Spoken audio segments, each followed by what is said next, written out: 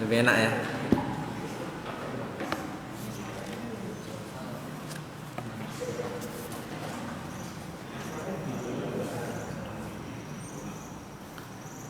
Bismillahirrahmanirrahim. Assalamualaikum warahmatullahi taala wabarakatuh.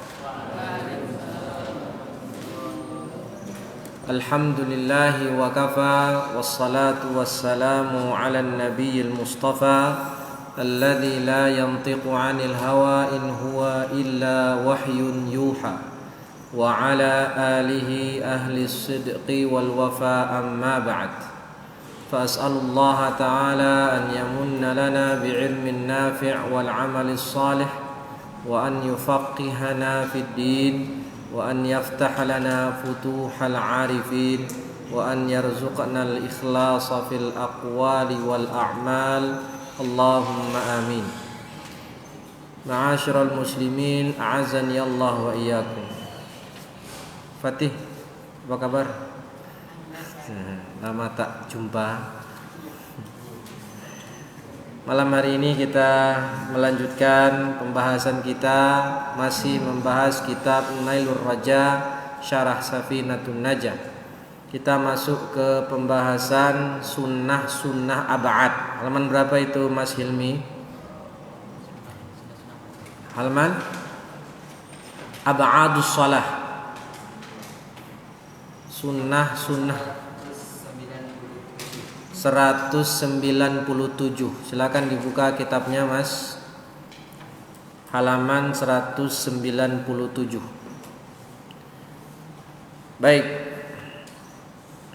Qala asy-syarih Ahmad bin Umar asy-Syatiri rahimahullahu taala wa nafa'ana bi 'ulumihi fid dunya wal akhirah.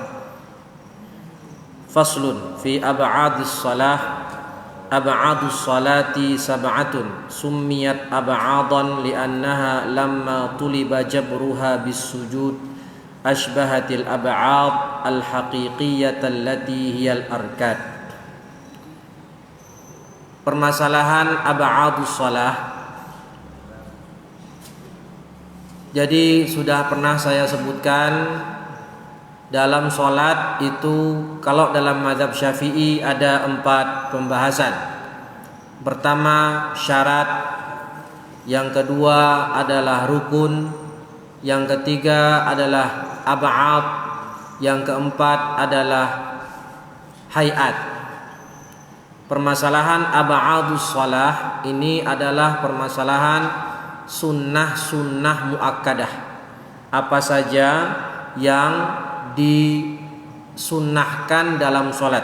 Sunnahnya levelnya sunnah muakkadah alias sangat ditekankan, yang mana kalau kita meninggalkan salah satu dari sunnah ab'ad ini, kita dianjurkan untuk melakukan sujud sahwi. Baik. Wal ma'na anna al-ab'ad al-marra nadbu sujudis sahwi li tarki wahidin minha aw ba'dihi sab'atun wa hadha min haitsul ijmal wa huwa al-waqi' fi kalam asy-Syafi'i wal ashab wa li hadha uqtasira alaihi al-muallif wa illa fahiya bit tafsil 20. Pertanyaannya, sunnah-sunnah ab'ad dalam salat itu ada berapa? Kemarin rukun ada berapa, Mas? Rukun sholat ada piro? Jangan sampai kita sudah khatam ngaji kitab sholat, tapi saya tanya rukun berapa enggak tahu. Nah, rukun sholat piro? Nah, yang resmi berapa? 13. Sebutin. Takbir apa? Takbiratul ihram. Pertama niat, kemudian takbiratul ihram, kemudian ada membaca al-Fatihah, kemudian apa lagi? Berdiri, betul. Kelima apa? Ruku. Keenam apa? i'tidal, lalu sujud, duduk antara dua sujud. Kemudian apa? Membaca tasyahud akhir. Lalu apa? Sholawat Nabi di tasyahud akhir. Lalu apa? Salam yang pertama. Kemudian yang ke-12 apa?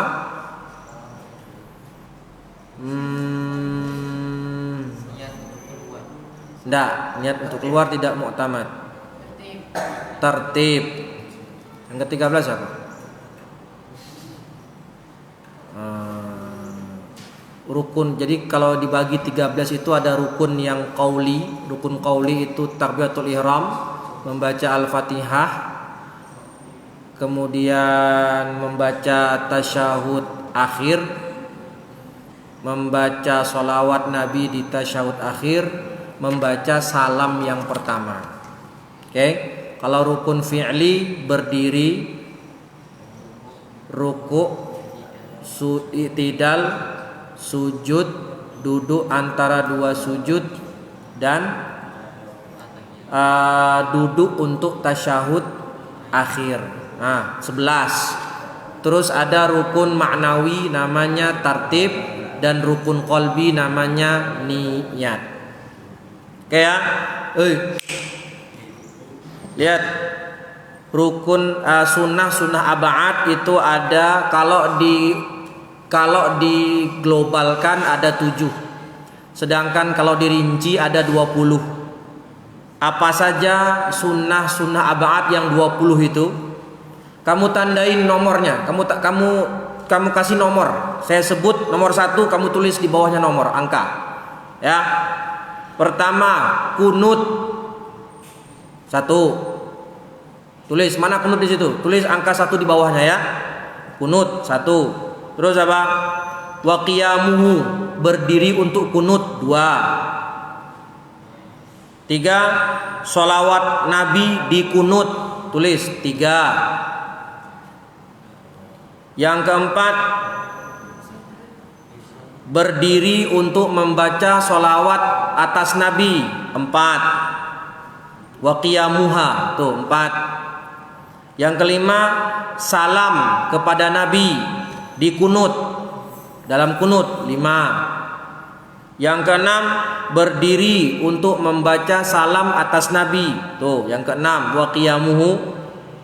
Yang ketujuh, sholawat atas keluarga Nabi di kunut, tuh tulis angka 7. Nah, kenapa bingung? Kecepatan. Ulangi ya. Kunut 1, dah. Wa qiyamuhu, berdiri untuk kunut 2, dah. Sudah belum? Nomor 3, wassalatu 'alan nabi fihi, sholawat atas Nabi di dalam kunut, 3. Sudah? Sudah belum? Wassalatu 'alan nabi fihi, 3. Wa qiyamuha, 4. Berdiri untuk membaca sholawat Nabi dalam kunut. 5. Assalamu 'alan nabi fihi, membaca salam untuk Nabi dalam kunut.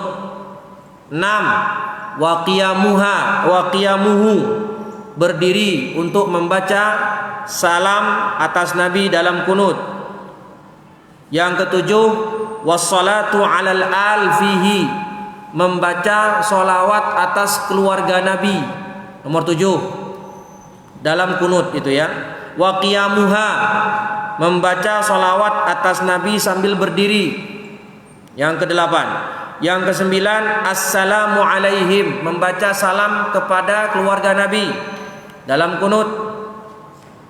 Yang ke-10, wa qiyamuhu, berdiri untuk membaca salam atas keluarga Nabi dalam kunut. 11. As-salatu 'ala sahbi fihi, membaca sholawat kepada sahabat Nabi dalam kunut. 12. Wa qiyamuha, berdiri untuk membaca sholawat atas Nabi dalam kunut. 13. Wassalamu alaihim fihi, membaca salam kepada sahabat Nabi dalam kunut. Yang ke-14 wa qiyamuhu, berdiri untuk membaca salam untuk sahabat Nabi dalam kunut. Ke-15 tasyahud awal. Duduk tasyahud awal itu membaca tasyahud awal itu sunnah yang ke-15.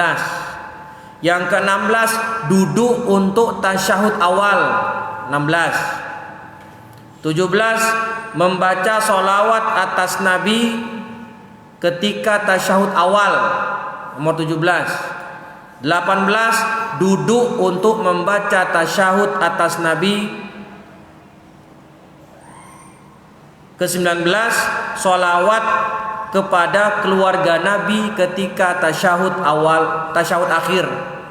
Sholawat untuk keluarga Nabi di tasyahud akhir. Dan yang ke-20 duduk untuk membaca tasyahud kepada keluarga Nabi di tasyahud akhir. Berapa? 20. Itu kalau dirinci. Ya, tapi kalau mau diringkas cuman 7.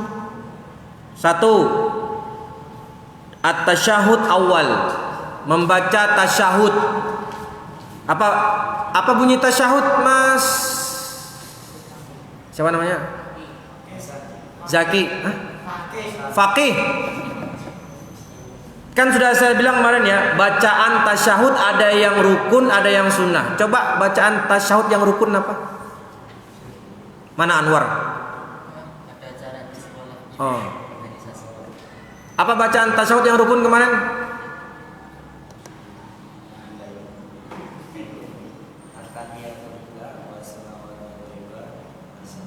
Enggak pakai as, tapi pakai langsung salamun alaikum, salamun alaika. Ya, at-tahiyatu lillah was-salawatu wat-thayyibat. Salamun alaika ayyuhan nabiyyu wa rahmatullahi wa barakatuh.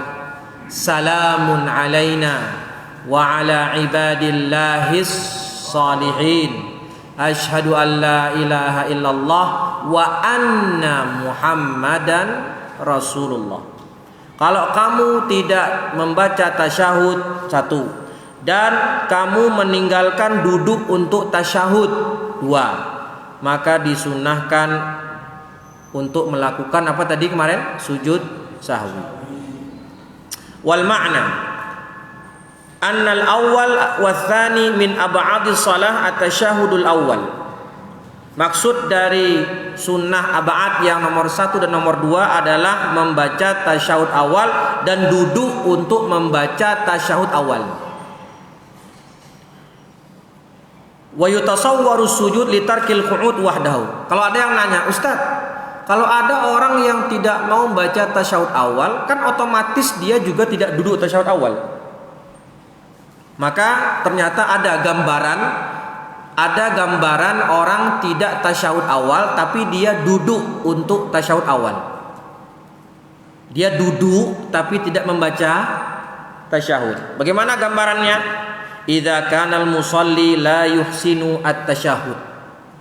Kalau ada orang ketika duduk tasyahud tapi tidak hafal tasyahud. Tidak hafal. Terus piye? Kalau ada orang nggak hafal tasyahud, apakah dia langsung berdiri rakaat ketiga atau dia duduk? Duduk, dan duduknya selama kira-kira bacaan tasyahud dibaca. Tetap duduk. Sama kayak kemarin Al-Fatihah kan? Ingat nggak? Kalau ada orang nggak bisa baca Al-Fatihah, apa dia langsung ruku? Ngapain dia? Baca terjemahnya kan? Atau baca zikir. Kalau nggak bisa semua, ngapain dia? Diam, berdiri, diam kira-kira sepanjang waktu bacaan Al-Fatihah. Nah, begini sama. Kalau ada orang tidak hafal tasyahud, tapi dia juga disunnahkan untuk duduk tasyahud. Duduknya saja, sekedar kira-kira cukup untuk membaca tasyahud. Kalau dia tidak duduk, fa idza lam yajlis faqad tarakal qu'ud li tasyahudil awal wahdahu. Kalau dia tidak hafal tasyahud, kemudian juga tidak duduk untuk tasyahud, berarti dia terhitung hanya meninggalkan satu sunnah, yaitu tidak melakukan duduk untuk tasyahud awal. Sunnah yang ketiga, wassalatu ala nabi sallallahu alaihi wasallam fihi, yaitu membaca sholawat atas Nabi di dalam tasyahud. Ya, yang tadi saya baca itu tasyahud apa sholawat? Hah, Mas? At-tahiyatu lillah wa salawatu wa thayyibat. Salamun alaika ayuhan nabi wa rahmatullahi wa barakatuh. Salamun alaina wa ala ibadillahi salihin. Asyhadu an la ilaha illallah wa anna muhammadan rasulullah. Itu tasyahud ya. Kemudian disunahkan juga kita membaca sholawat di saat tasyahud. Pertanyaannya, bagaimana bacaan sholawat?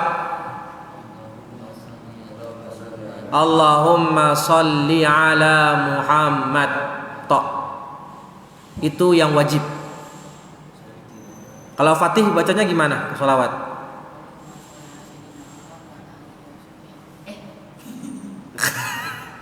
Allahumma salli ala Muhammad wa ala ali Muhammad kama sallaita ala Ibrahim wa ala ali Ibrahim wa barik ala Muhammad wa ala ali Muhammad kama barakta ala Ibrahim wa ala ali Ibrahim innaka Hamidum.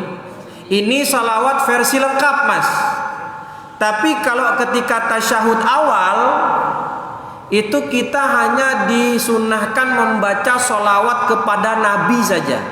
Dan bentuk salawatnya Allahumma salli ala Muhammad, atau mau pakai Sayyidina, Allahumma salli ala Sayyidina Muhammad. Jadi kamu kalau tasyahud awal bacaannya begini saja, at-tahiyatu lillah wa salawatu wa thayyibat. Salamun alaika ayyuhan nabi wa rahmatullah wa barakatuh. Salamun alaina wa ala ibadillahi salihin. Asyhadu an la ilaha illallah wa anna Muhammadar Rasulullah. Allahumma salli ala Muhammad. Berdiri, Allahu Akbar. Itu dia bacaan ketika tasyahud awal. Oke? Paham? Iya. Sunnah yang ketiga, wassalatu alal al fit tasyahud al akhir. Nah, salawat kepada keluarga Nabi yang Allahumma sholli ala Muhammad wa ala ali Muhammad itu disunnahkan di tasyahud akhir.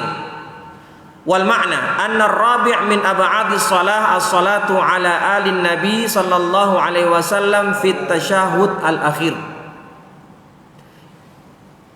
Nah, coba dibaca yang Mas belakang tuh. Belakang Fatih siapa namanya? Siapa nama kamu? Putra. Coba kamu baca bacaan tasyahud akhir coba. Tasyahud akhir ketika sebelum salam. At-tahiyatu lillah, terusin.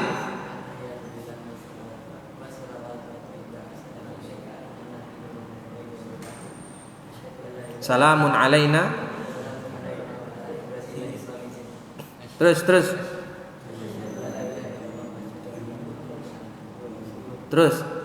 Salawatnya mana?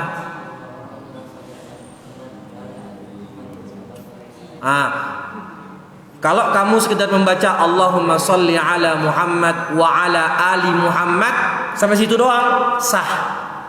Boleh. Ya.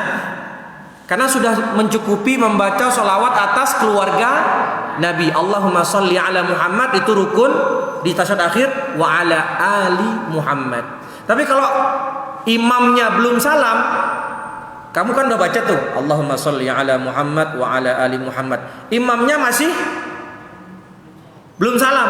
Ya udah kamu tambahin wa ala ali Muhammad kama shallaita ala Ibrahim wa ala ali Ibrahim wa barik ala Muhammad wa ala ali Muhammad kama barakta ala Ibrahim wa ala ali Ibrahim innaka Hamidun. Supaya kita sholat itu enggak ada yang diem. Jangan sampai kita sholat diem. Usahakan selalu membaca zikir. Oke. Nah, yang kelima dan keenam, al-qunut wa qiyamuhu. Kunut dan berdiri untuk kunut. Dan yang dimaksud kunut di sini adalah kunutnya cuma dua.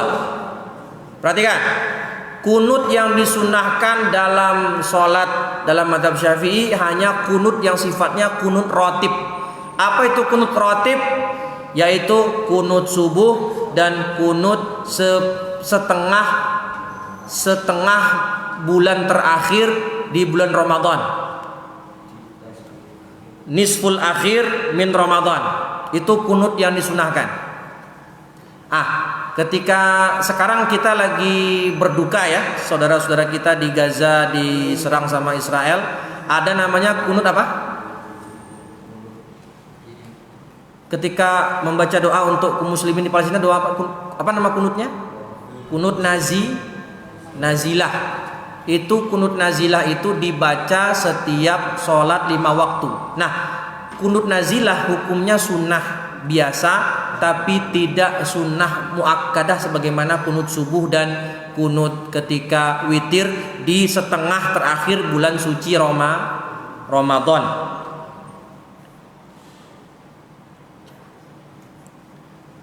Jahit. Nah, sekarang saya mau tes ini. Nah, coba Bakir, hafal nggak doa kunut? Ayo. Coba. Nggak apa-apa, salah nggak apa-apa. Baca Bakir. Apa bacaan kunut subuh Bakir? Nggak hafal? Lupa. Siapa yang hafal? Nah, coba. Nggak apa-apa. Nggak usah malu, baca.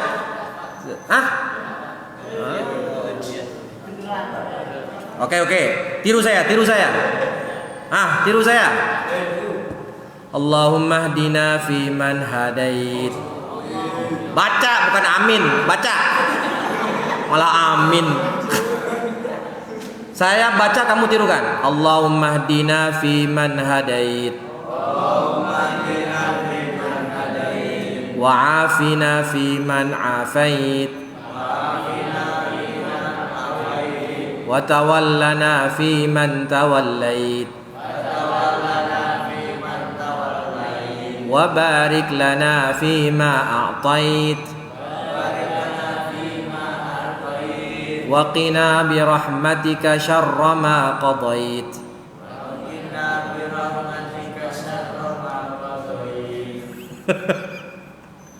Tabarakta Rabbana wa ta'alait.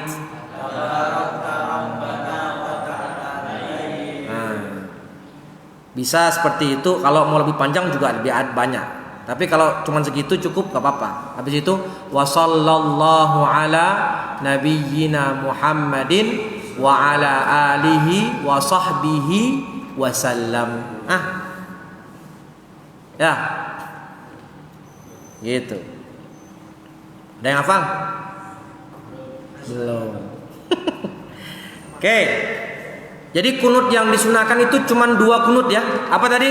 Kunut subuh sama kunut witir di setengah terakhir Ramadan, alias malam ke-16 sampai malam ke-30. Kalau witir selain Ramadan tidak disunahkan kunut.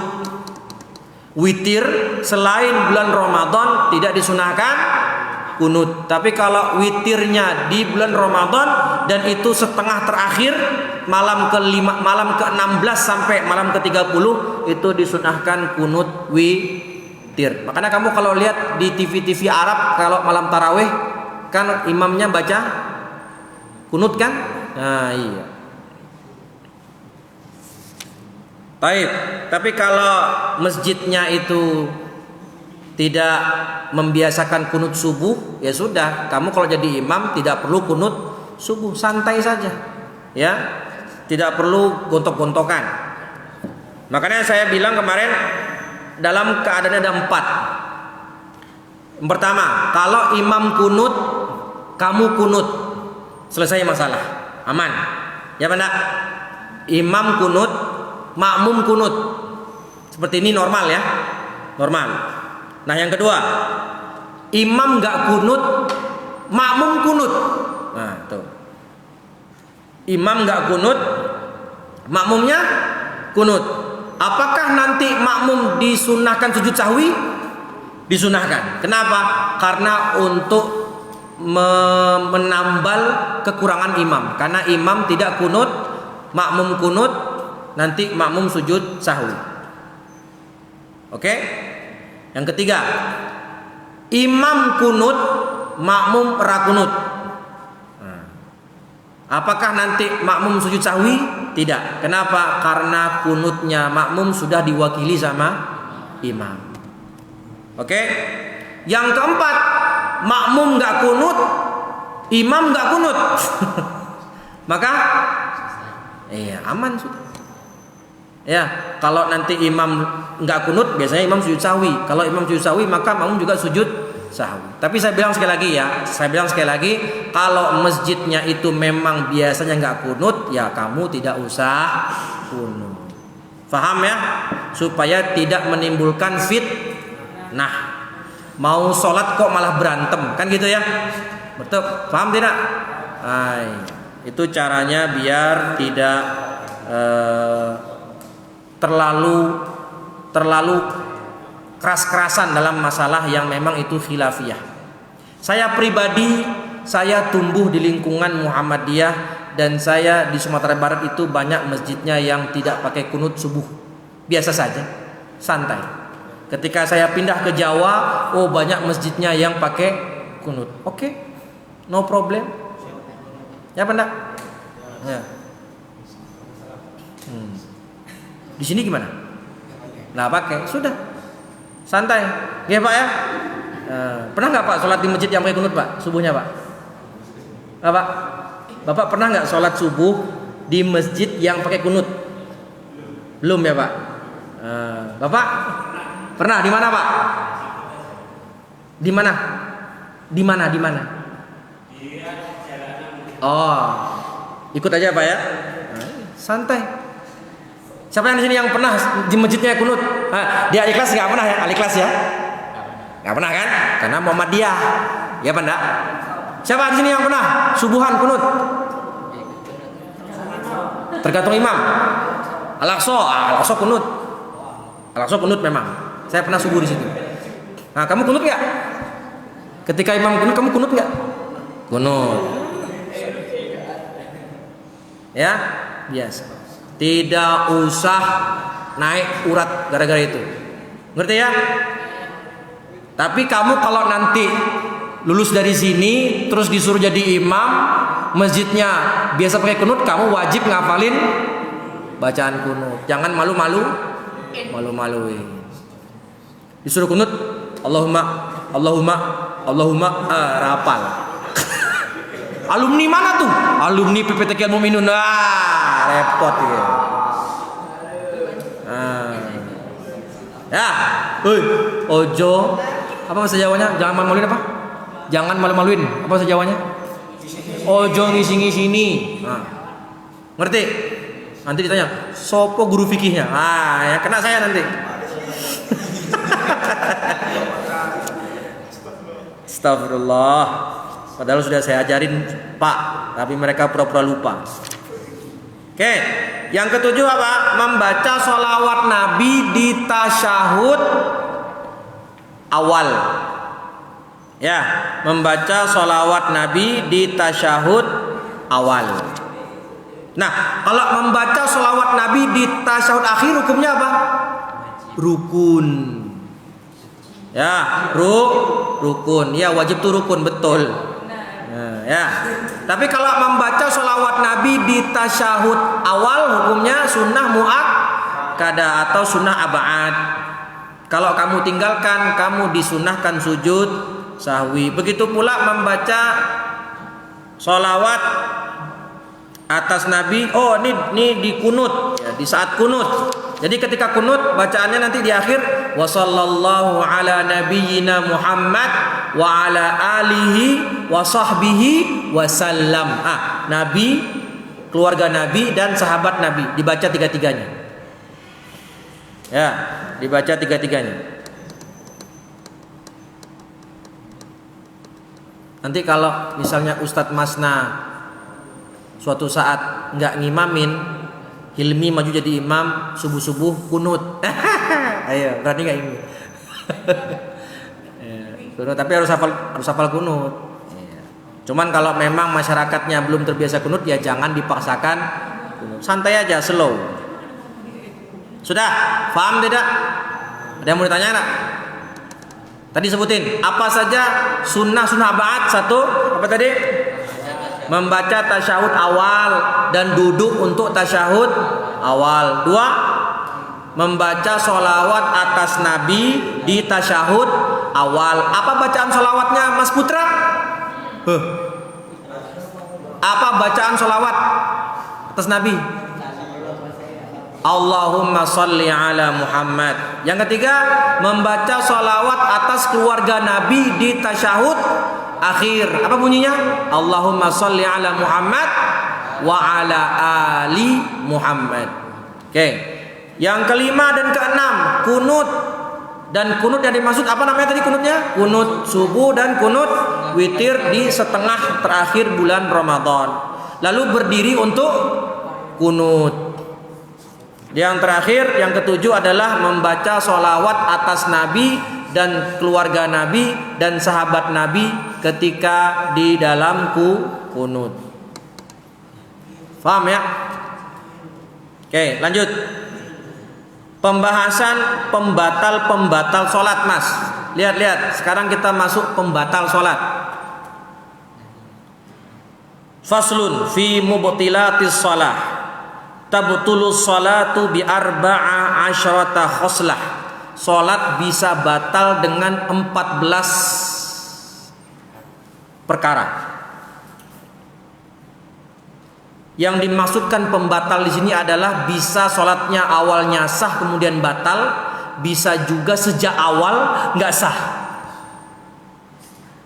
Bisa kamu sudah sholat, di tengah-tengah sholat kentut, batal. Jadi kan itu awalnya sah tapi jadi batal.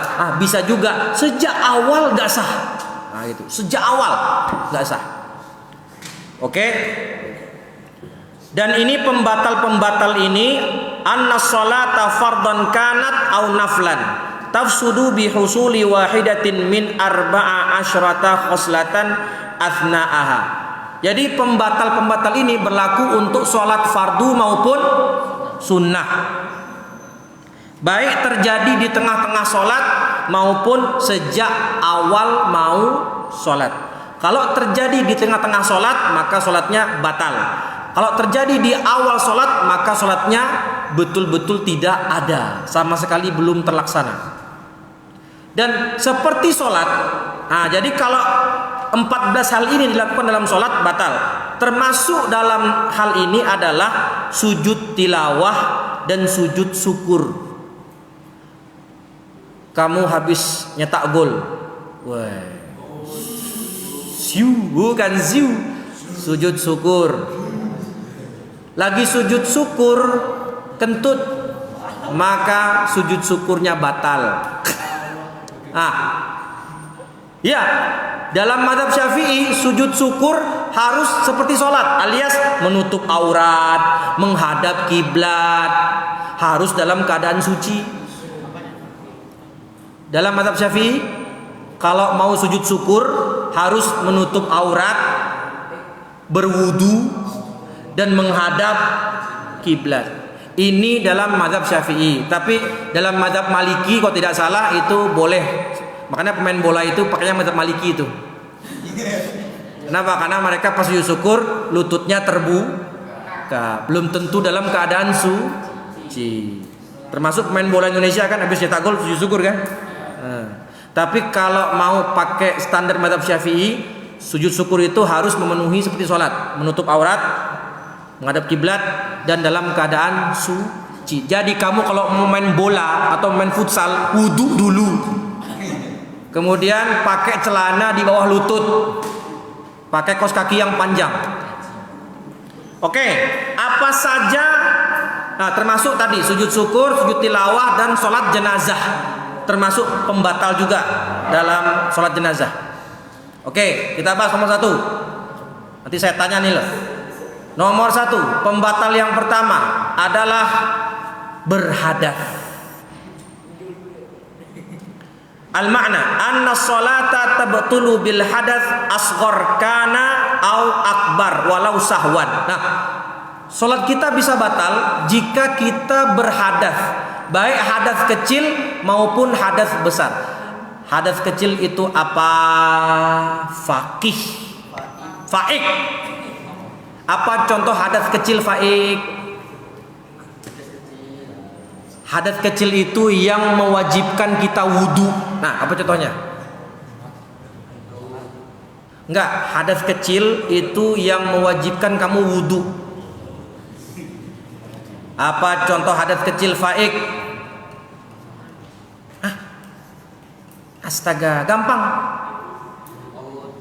Kentut, BAB, BAK, tidur. Nah, lagi sholat kamu kentut, itu hadas apa namanya? Kecil. Lagi sholat keluar mani, hadas besar. Kok bisa? Ya nggak tahu juga. Ya, tapi yang biasa kan lagi sholat kentut, ya tidak? Batal. Baik hadasnya ini terjadi sengaja, kamu sengaja kentut atau kamu lupa. Lagi sholat terkentut, kentutnya nggak sengaja, kelepasan. Kelepasan. Apakah sholatnya batal? Batal. Baik kamu kentut sengaja maupun kelepasan, itu membatalkan sholat. Walau min faqidit tahurain. Begitu pula batal bagi orang yang tidak mempunyai toharoh.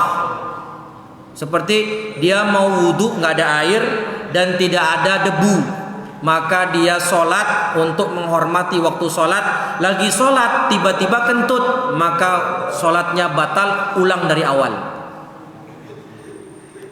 Atau orang yang daimul hadas. Apa itu kemarin? Apa orang yang daimul hadas? Orang yang senantiasa berhadas, keluar terus hadasnya. Apa kemarin katanya? Beser. Atau yang perempuan istihadah, darahnya keluar terus melebihi batas maksimal haid, melebihi 15 hari, keluar terus.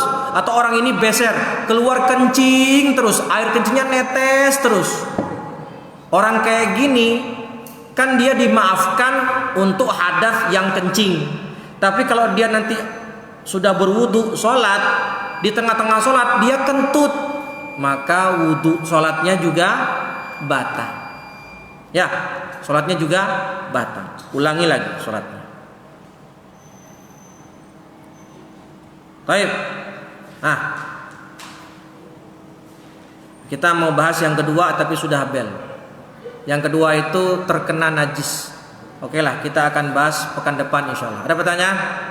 Ya, Helmi silakan. Misalnya kita mau sholat dengan keadaan berkeringat semua, bisa ya mohon maaf bokong, nanti otomatis nanti kalau duduk kan pasti ada suara pluk. Itu termasuk Betul. termasuk kentut atau tidak, atau bisa membatalkan itu? Seperti ketiak ya, kalau diginiin seret gitu. Kalau pluk nih. Oke. Yang namanya kentut itu tentu dari perut ya. Kalau kita berkeringat kemudian nanti terjadi gesekan antara kulit itu lalu mengeluarkan bunyi, maka itu bukan kentut. Sama kayak begini. Kalau kita giniin, apakah kentut? Kamu habis wudhu terus kamu giniin, bunyi gitu. Apakah batal wudhu kamu? Apakah batal sholat kamu? Kalau berbunyi, tadi bunyinya gara-gara gesekan kulit, berbunyi dia. Itu bukan kentut, maka sholatnya tidak batal. Yang batal kentut itu kalau betul-betul merasa keluar dari perut, itu baru membatalkan sholat. Apalagi? Kalau tidur kan membatalkan sholat. Apa? Tidur. Nah, itu berbaring itu bisa membatalkan sholat. Kalau Ya. duduk bagaimana? Kalau? Tidurnya duduk. Sudah pernah saya jelaskan, itu tidak membatalkan kalau tidurmu seperti ini. Meskipun kamu tidurnya sampai mangap gitu. Selama tidur kamu pantatnya nempel di tempat duduk atau di lantai, maka meskipun kamu ngiler, kamu menggigau, kamu mimpi, maka itu tidak membatalkan wudu. Nah, tadi Fatih bilang, kalau tidur berdiri gimana? Batal. Batal. Karena kalau tidur berdiri itu lubang dubur kita tidak tertutup. Beda kalau begini nih. Nah, begini. Nempel kan? Nempel nggak begitu? Kamu Fatih kalau tidur di meja sambil begini, ngiler, azan, Allahu Akbar, Allah, langsung berdiri, komat, sholat sah. Seperti yang kamu kerjakan ketika Jumatannya nggak Fatih? Ketahuan nih, pas Jumatan malah jelas Hilmi? Nah, jadi kalau kamu begitu nih, tidur begitu, capek banget kamu, mungkin murojaah sampai jam 1 malam, Masya Allah. Terus kamu tiduran di meja begitu sambil baca Quran, terus kamu ketiduran sampai subuh, dan kamu bangun-bangun udah subuh, sholat langsung boleh nak? Boleh, karena wudukmu belum batal, karena dudukmu namanya duduk yang mutamakin. Jelas? Ada lagi pertanyaan? Oke, kalau tidak ada kita lanjutkan insyaallah pekan depan. Dan kita tutup malam ini dengan bacaan hamdalah dan doa kafaratul majlis. Alhamdulillahirabbil alamin. Subhanakallahumma wa bihamdika asyhadu an la ilaha illa anta astaghfiruka wa atubu ilaik. Wallahul muwaffiq ila aqwamit thoriq. Wassalamu alaikum warahmatullahi wabarakatuh.